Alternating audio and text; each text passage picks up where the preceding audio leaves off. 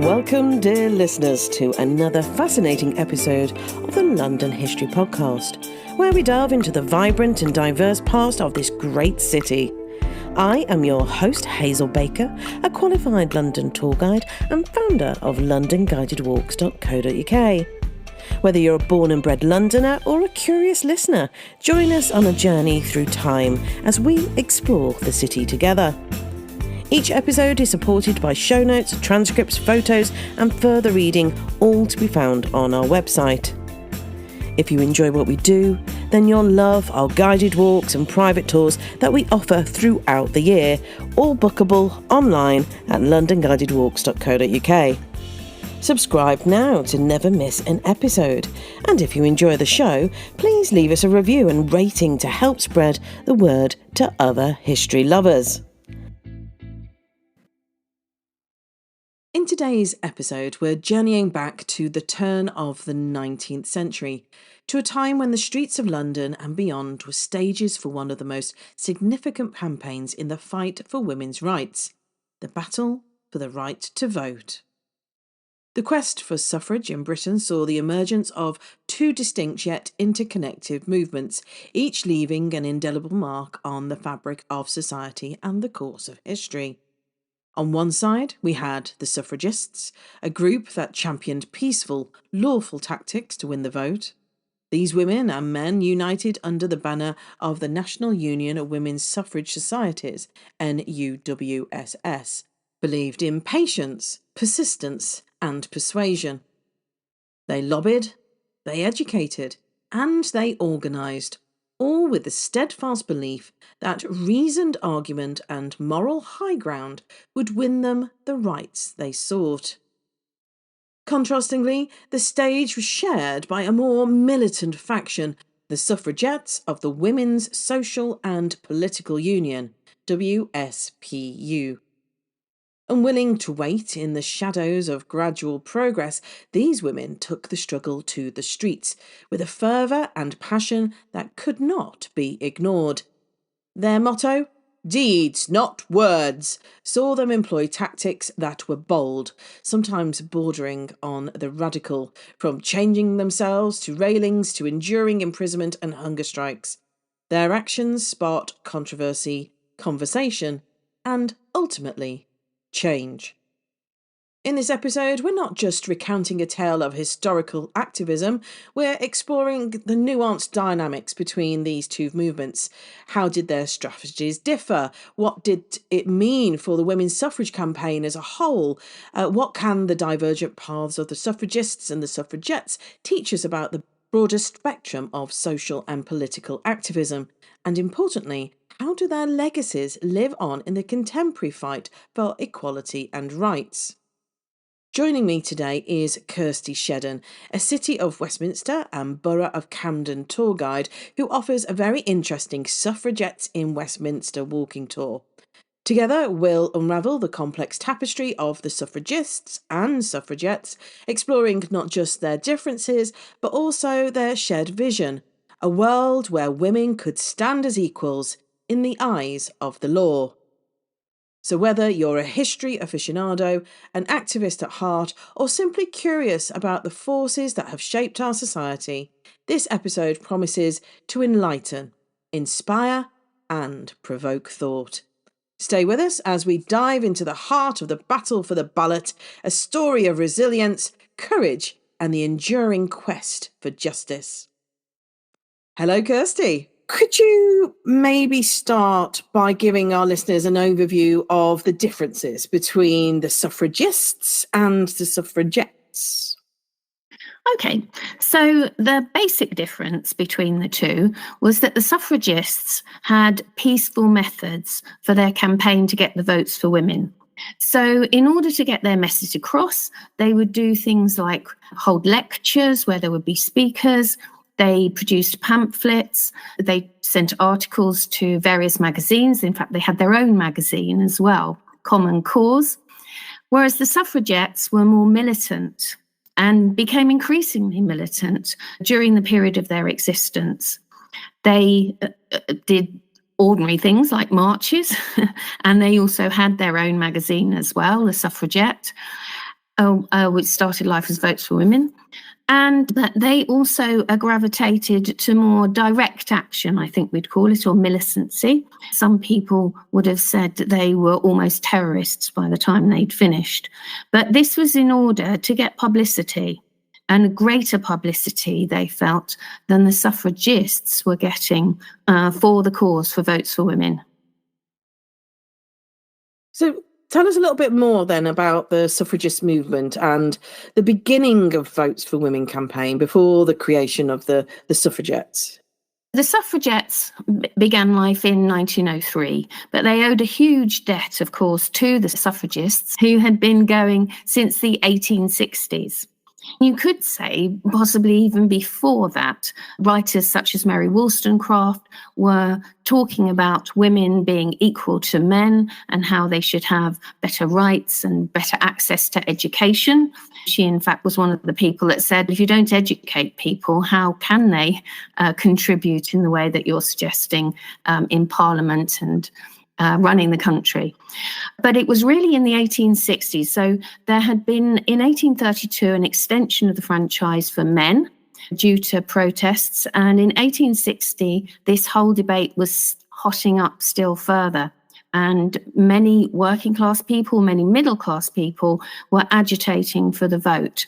The Parliament deemed it necessary to introduce further reform. So this was seen as a chance by people who did believe in Votes for Women to begin the process, if you like, of adding women to the franchise. A group had started in London called the Kensington Society of middle-class women who had been educated and who understood about affairs of the country and wanted to be involved. But they were a sort of private group. They had chats and talks over things. But in 1867, they had the opportunity to have an amendment to the Act, the 1867 Act, that was going to go through Parliament.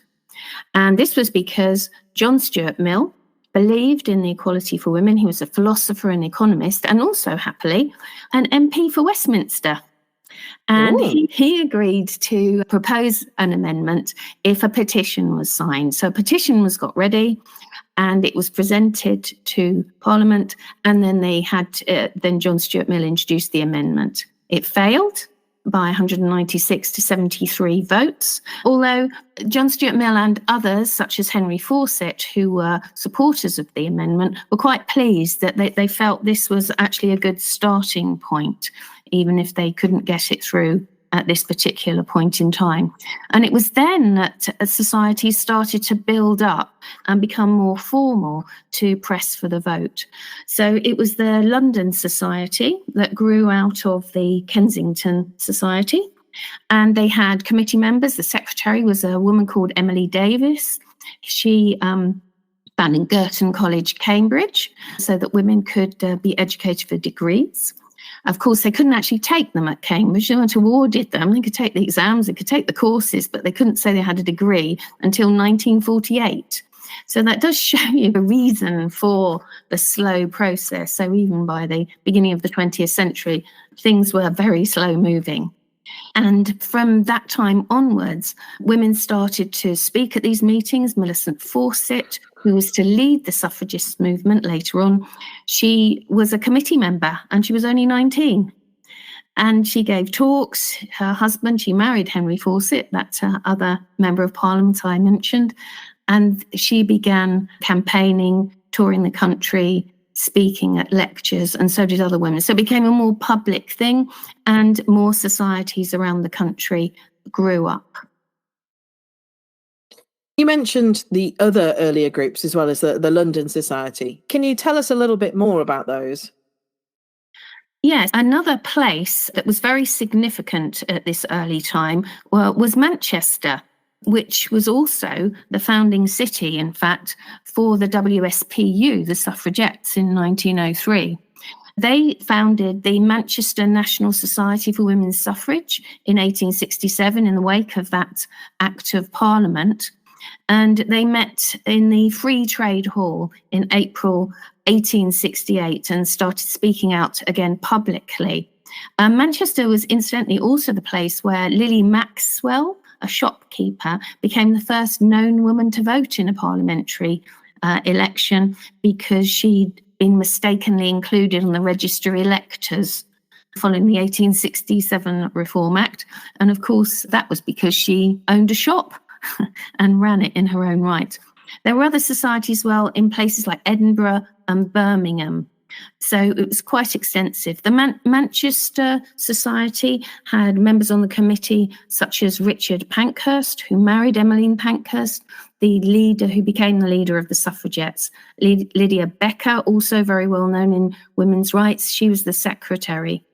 And they wanted, at this particular point in time, votes for women on the same conditions as or might be granted to men. And at 11 years old, Emmeline Pankhurst heard Lydia Becker speak. So that's why I say the suffragettes had a debt, if you like, to the past suffragists, both in London and Manchester.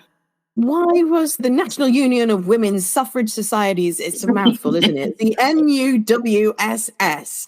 Why was that created? I think more and more groups were being set up all the way around the country based on wanting women's suffrage. But in 1884, there was the third Reform Act that was passed.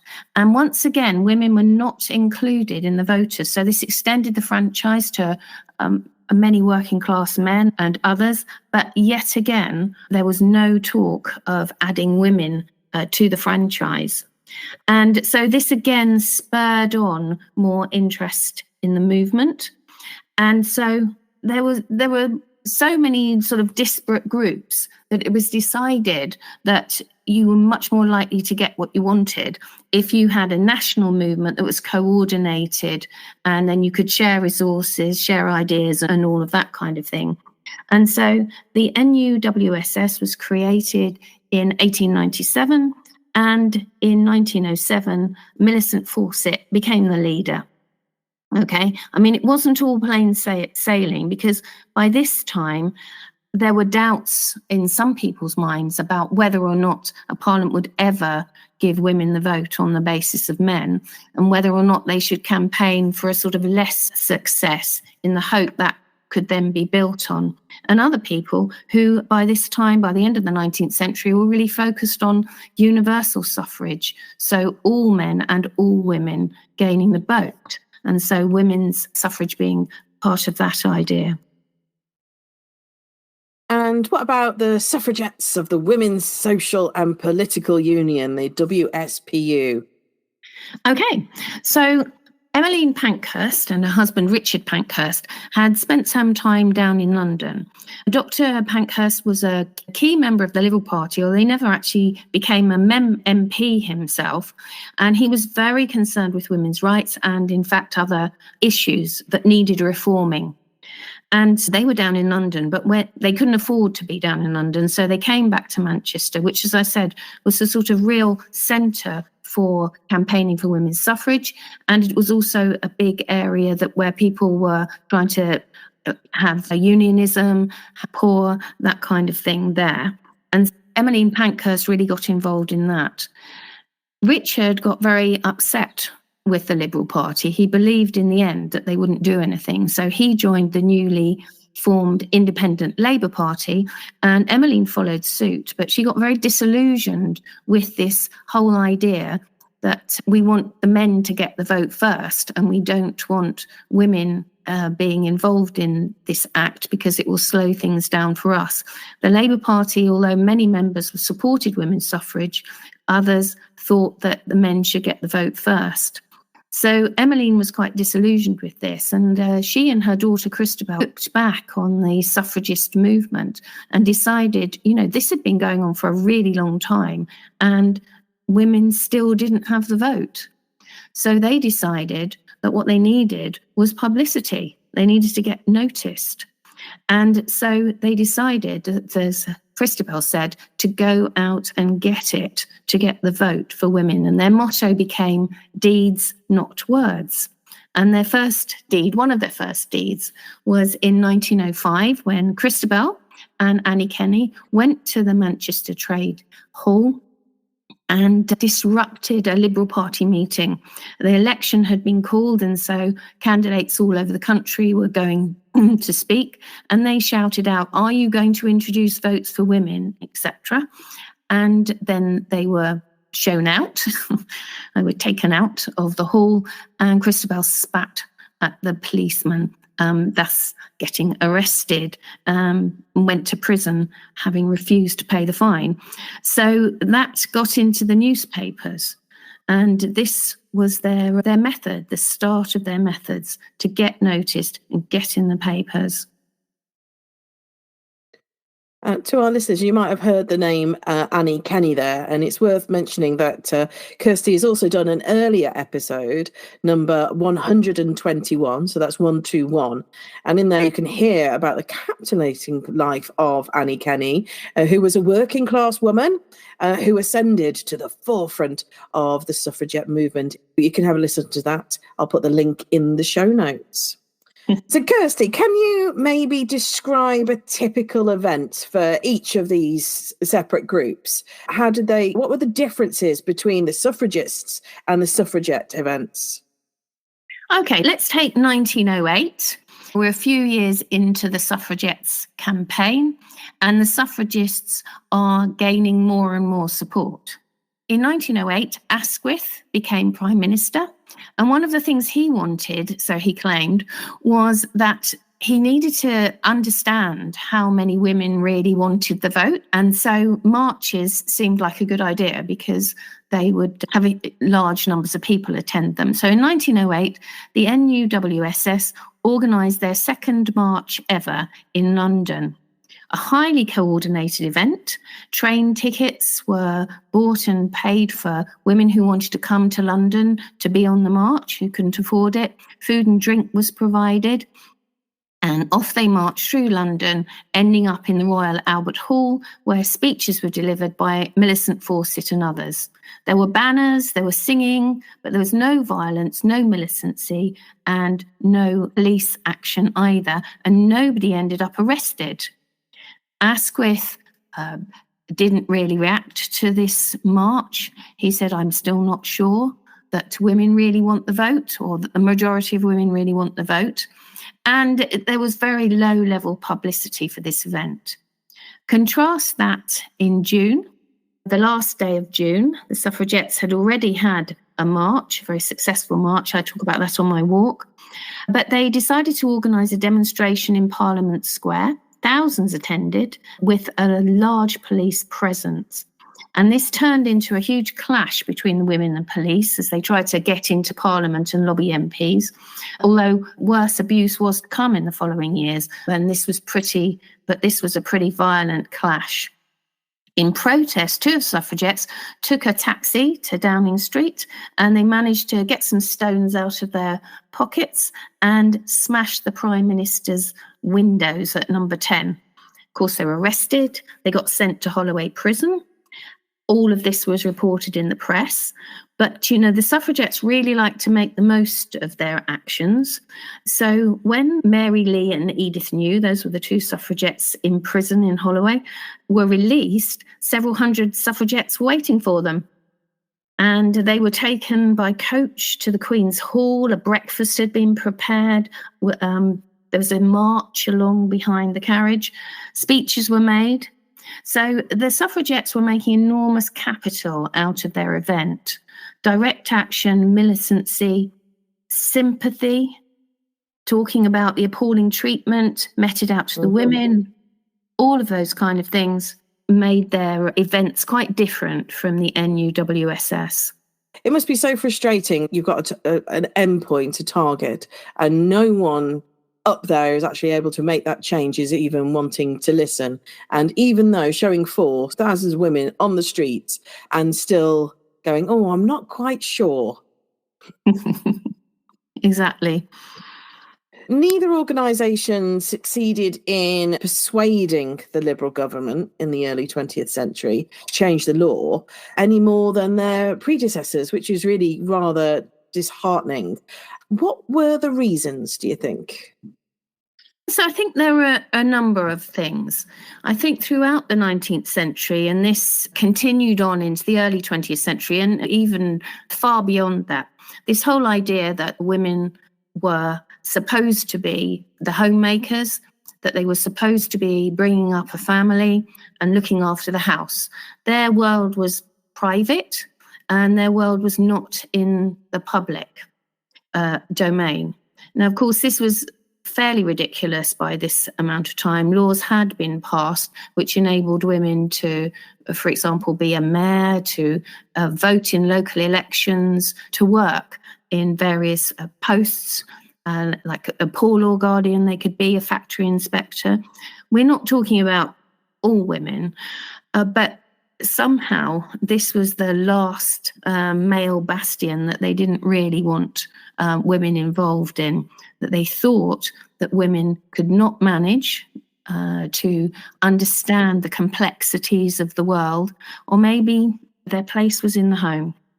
So there was this sort of attitude, which wasn't an attitude of all men, but unfortunately, during that early part of the 20th century, it was the attitude of the leadership. There were also a whole bunch of women who didn't agree with women getting the vote. And in 1908, the Women's National Anti-Suffrage League was established in London. And a huge leading light here was a woman called Mary Ward. And she was exactly the sort of person that you would have expected would have been a suffragette, really. She had her own money. She was a novelist, and her book, Robert Elsmere, had made her a millionaire, I believe. And she, along with the Prime Minister's wife and others, were very vocal in denying that women should have the vote. They wanted women to vote in local councils, but out in the big wide world, they didn't think women should have the vote. And so this was a kind of excuse, if you like, that the government could use to say, but we're not sure that all women want the vote. So therefore, even though some people do, it wouldn't be right to give them the vote. The militant tactics, of course, were something that the NUWSS blamed the suffragettes for discrediting the movement for the votes for women. They wanted to be seen as rational, thoughtful, and people who had the best argument, who had the argument for votes for women, and the militant tactics spoilt that, they felt, to some extent. But also, and probably a very big factor, was this political fear, the fear of what would happen if women were given the vote. There were more women than men at this time, and so the electorate would be swamped by women. And then what would happen? The Liberals feared that if you only gave the vote to some women, the wealthier women, they would all vote Conservative. Others had a different view, but all of these things came together to mean that there wasn't going to be government legislation, if you like, supported by the leadership through Parliament. Now you've had a little listen of suffragettes and suffragists. What would you have been back then? I encourage you to have a little think in your own time. And all I'll say is that well-behaved women rarely make history. Kirstie, thank you very much. Thank you. So we have lots more episodes about women's history, but the ones about suffragettes and suffragists include episode 131, the previous week, Endell Street and its military hospital. Also, episode 121, which is Suffragette Annie Kenney. And then also episodes 103 and 104, which is about Annie Besant and mid-19th century London. So plenty for you to listen to. Thanks for joining us. Until next time.